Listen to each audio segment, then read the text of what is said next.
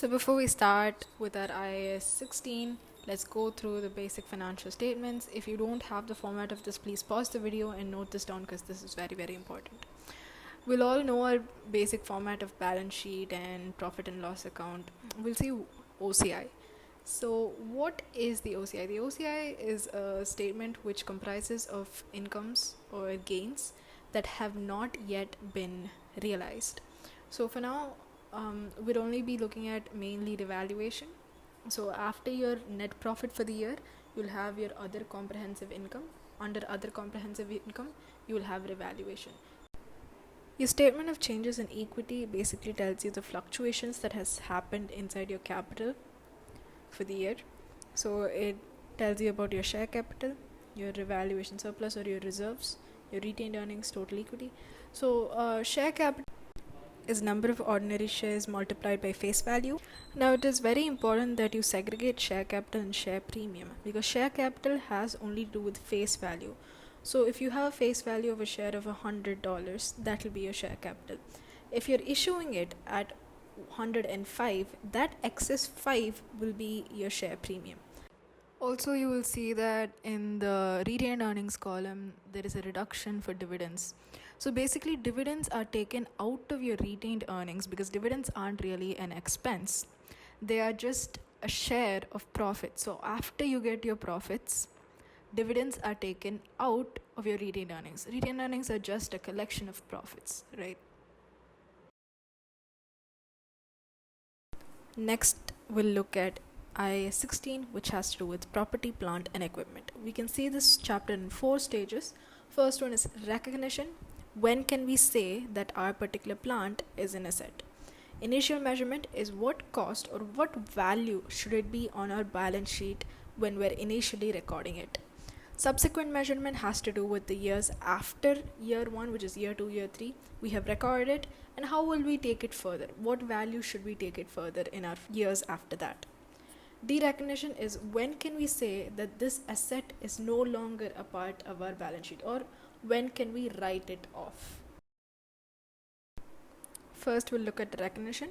It deals with when can we say that this is an asset, or when can we say that it can appear on our balance sheet. So first one is that it has to be probable that future economic benefits associated with said asset will flow to the entity. Future economic benefits can be production of stock. We would have seen this in the previous video where we were talking about the characteristics of an asset.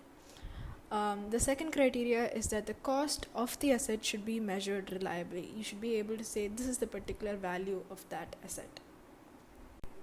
Only when these two criteria are met can we say that this particular item is an asset.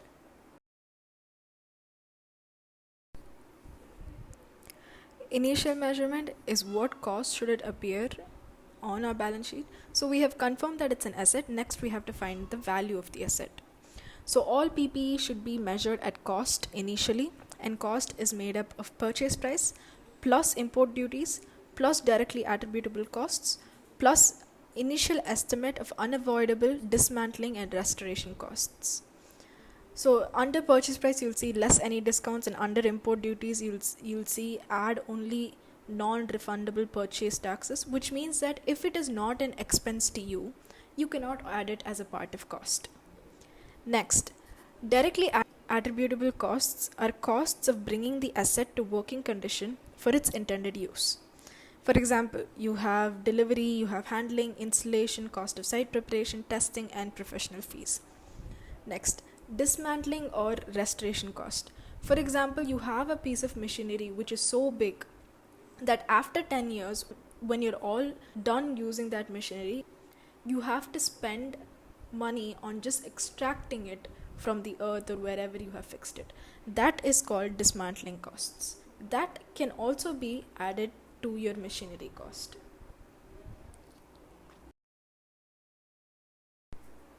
So let's look at a very simple example. You go to the store to buy an air conditioner, and after 3 days of contemplating because you have decision making issues, you finally settle on a beautiful air conditioner where you're so happy, you're like, yes, that's the air conditioner of my dreams, I'm going to take it to my company, I'm going to install it. And that air conditioner cost $2,000 plus import duties of $50. So you have to transport the air conditioner from the store to your company, so that transport costs $30. And after it reaches your company, people have to come and install it. That installation takes another $20. So how much will you write this air conditioner on your balance sheet? The total cost of the asset will be $2,000, your initial purchase price, plus $50 import duties which are non-refundable, plus transport $30, plus installation $20, which gives you a total grand figure of $2,100. This is the value which will be appearing on your balance sheet for air conditioner. This is your initial measurement.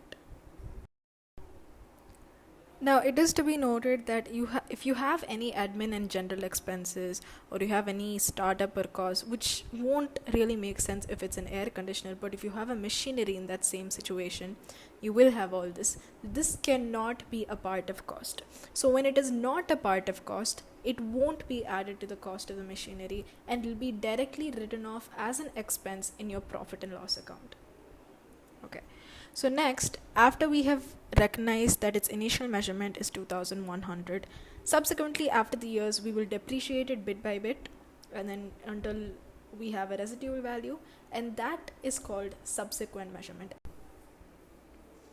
Subsequent measurement. For this, you have the option of using cost less depreciation and impairment loss, which is what we usually see, or you have the option of revaluing it. Revaluation means keeping it at fair value. Fair value is IFRS 13. We will see that in depth later. But right now we can just say that fair value is market value. So for example, land. You can't really depreciate it because the value doesn't keep decreasing every year. So instead what you will do is you will revalue it, saying in the first year my land is worth 100,000. And then a year after that, it's worth 110,000. Maybe the year after that, it decreases a little bit. It's only worth 105,000. So the value at which the asset is shown in the balance sheet reflects its market value or fair value. So the thing to be noted about revaluation is that an asset needs a market value in order for you to follow revaluation method. If it doesn't have a proper market value, you have to go with cost less depreciation and impairment loss. Now we'll see how to account for revaluation. Consider this. You have a piece of land for 100.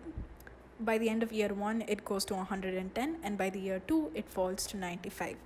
Your journal entry for year 1 will be debit asset account, increase in asset, and credit a thing called revaluation reserve by 10. So your asset is now 110, and by the end of the second year, you need to bring it down to 95, which means that you have to decrease it by $15. So now you already have $10 in a thing called revaluation reserve.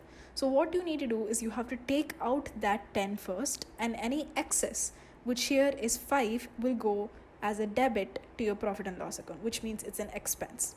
So by the year of end 2, your journal entry would be debit revaluation reserve by 10. So now the reserve has a nil balance, debit P&L expense 5, and credit your asset with 15, bring it down by 15. So now we'll look at the smaller parts of the IAS. First of all, any small tools or something which have very less value can be written off as an expense in your profit and loss account, even if they give you benefit for over a year. And next, if your asset is large and specialized, for example, an aircraft, each of its components may have different useful lives and so might have to be depreciated in a different way. So you have to first break them down into components, and then you have to test them for their useful lives. These kind of assets are called complex assets. Next, if you have something called an overhaul, which is sort of like an examination or a repair, if this happens for large assets, so probably you'll get an overhaul once every 4 years or 5 years. This overall expenditure is added to the cost, it is capitalized, and it is depreciated over the life of the overhaul. So if I'm getting an overhaul every 4 years, it is depreciated over 4 years. Also, You have to review the useful life of the asset at least each year end, and you have to review the depreciation method at least each year end. So that's all for this video. Thank you so much for listening. Please do go through your study text and practice and revision kit. That's how you'll get a whole idea of this chapter. And so next video we'll be looking at IAS 40, which is investment property.